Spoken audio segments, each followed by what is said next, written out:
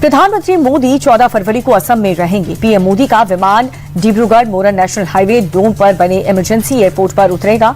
वहां पर सेना के प्लेन से वो लैंड करेंगे और इस दौरान करीब 30 से 40 मिनट तक राफेल सुखोई का खास प्रदर्शन भी होगा।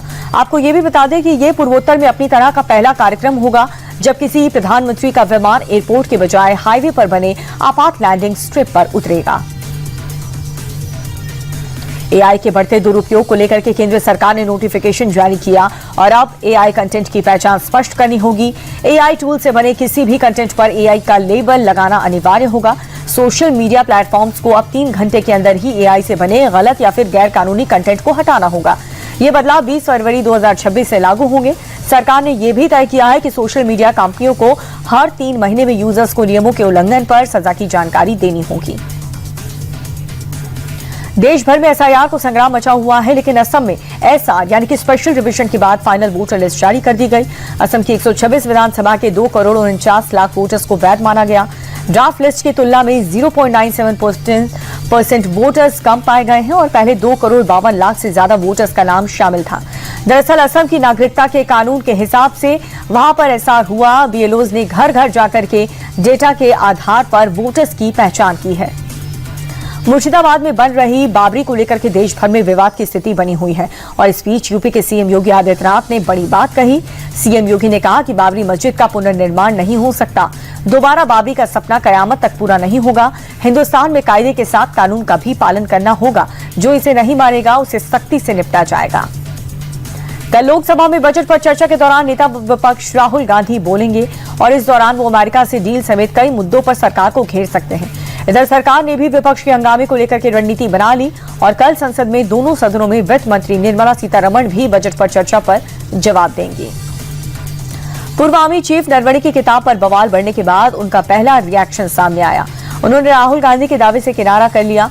उन्होंने कहा कि पब्लिशर ने जो भी कहा है वही किताब का स्टेटस है। राहुल ने नरवणे का हवाला देकर के कहा था किताब ऑनलाइन उपलब्ध है।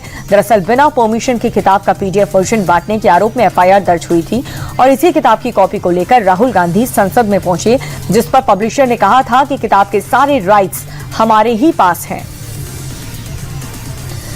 विपक्ष के अविश्वास प्रस्ताव पर नोटिस के बाद लोकसभा स्पीकर ओम बिरला ने एक बड़ा फैसला लिया है। सूत्रों के मुताबिक नोटिस पर फैसला होने तक ओम बिरला सदन की कार्रवाई में हिस्सा नहीं लेंगे और न ही लोकसभा जाएंगे। विपक्ष ने अविश्वास प्रस्ताव को लेकर के सदन में 118 सांसदों के हस्ताक्षर वाला नोटिस दिया। स्पीकर पर कार्रवाई के दौरान पक्षपात का आरोप लगाया गया। भारत अमेरिका ट्रेड डील पर सपा सांसद अखिलेश यादव ने केंद्र सरकार को घेरा। अखिलेश ने कहा कि अमेरिका के साथ डील नहीं ढील हुई है। अगर डील में अमेरिका को ही फायदा पहुंचाना था तो इसके लिए 11 महीने का इंतजार क्यों किया गया। अखिलेश ने पूछा कि अब स्वदेशी नारे क्या हुआ। ट्रंप का फायदा कराने के लिए किसानों को अपने हाल पर छोड़ दिया गया। पंजाब के पूर्व मुख्यमंत्री कैप्टन अमरिंदर सिंह को घुटने की समस्या के चलते मोहाली स्थित फोर्टिस अस्पताल में भर्ती करवाया गया है। बीते कुछ समय से उन्हें घुटनों में लगातार दर्द की शिकायत थी, जिसके चलते अब उनकी नी रिप्लेसमेंट सर्जरी होगी। अस्पताल से जांच के बाद सर्जरी की तैयारी चल रही है।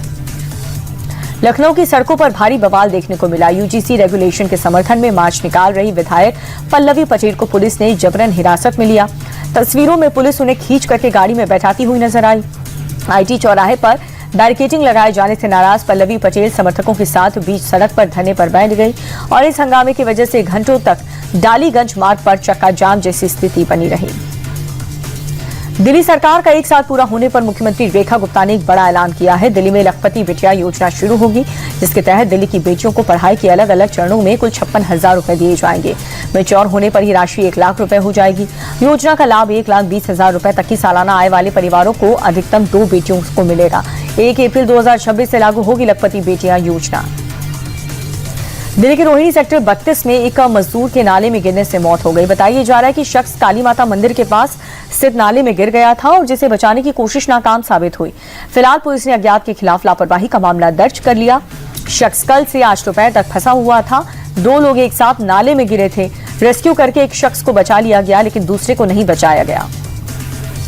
मुंबई से सटे ठाणे में पहाड़ों पर भीषण आग लग गई है। तस्वीरें मुंब्रा बाईपास की बताई जा रही है, जहां पर बड़े एरिया में धधकती आग को साफ तौर पर देखा जा सकता है। हर तरफ धुएं का गुबार है। फिलहाल दमकल की टीम आग बुझाने की कोशिश में लगी हुई है। जम्मू कश्मीर में इस समय हर तरफ बर्फ ही बर्फ है। नजर आ रही है। कई सड़कें ब्लॉक हो चुकी हैं और इस बीच सेना मददगार लोगों बनकर खड़ी है। लोगों का रेस्क्यू करने के लिए जवान मोर्चे पर डटे हुए हैं। कुपवाड़ा में एक बीमार महिला को सुरक्षा बलों ने स्ट्रेचर की मदद से हॉस्पिटल तक पहुंचाया।